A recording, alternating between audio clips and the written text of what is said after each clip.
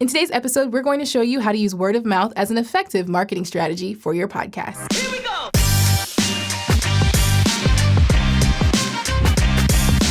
Welcome to Podcasting Q&A, where you learn the best tips and strategies to launch, grow, and monetize your show.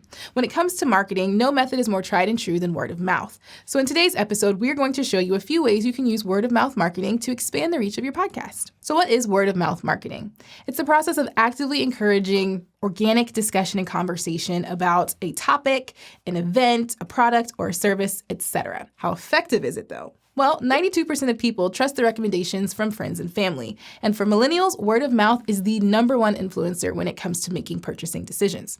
So pretty effective. So let's talk about a few tips and strategies to use word of mouth marketing for your podcast. The first is to create something buzzworthy. So the thing about word of mouth marketing is it needs to be organic. So if people are going to be talking about it, you actually want them to want to talk about it. So here are a few ways to make your podcast more buzzworthy. The first way is create amazing content. So you want to have a podcast that sounds amazing, that's easy to follow, that has some sort of structure and flow that's actually worth engaging. The second thing you want to do is niche down. This creates a more unique podcast. So instead of maybe having a podcast simply about all comic books that have ever existed, maybe you pick DC comic books over Marvel comic books. And that is helpful because when someone falls in love with your podcast about this specific thing, they immediately have someone in mind that they would want to share that with that would also love your podcast. And then the last thing is don't be afraid to bring your entire self, your entire personality to the space because nobody can replace you. And there's something unique about the flavor of you that people will be drawn to as they listen to your podcast.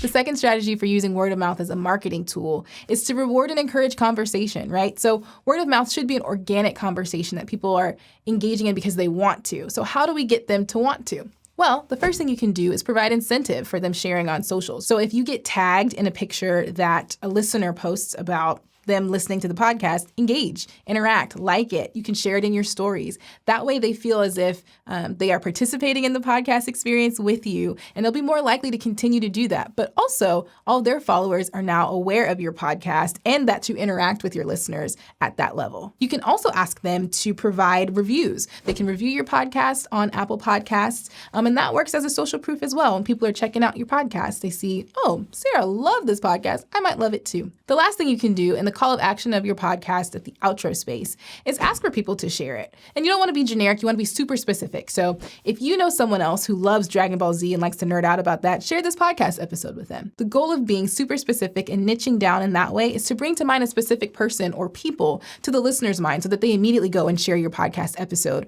with whoever they think would also enjoy Dragon Ball Z. If you enjoyed this video about podcast marketing strategies, we created an entire playlist full of that kind of content. You can check that out in the link in the description below, or click the image that just popped up on the screen to watch those videos. And as always, keep podcasting. My brain was like blank. Oh, wait. Yeah.